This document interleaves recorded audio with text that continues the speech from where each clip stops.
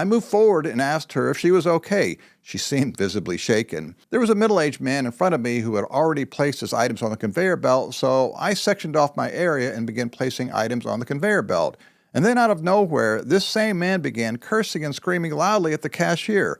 I was so stunned, I stood there with some items in my hand and simply stared at this person. At one point during this tirade, he looked at me and snarled, "What are you looking at?" I continued looking at him without saying a word. As I recall, I was looking at him to determine what level of threat he might be. Fight or flight, anyone? So, for whatever reason, he continued on for about 30 seconds more and then stated, "I'm never shopping here again," and stormed out of the store without taking his groceries with him.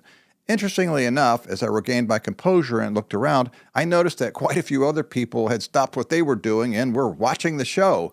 As the cashier had cleared all of his items out and began checking out my items,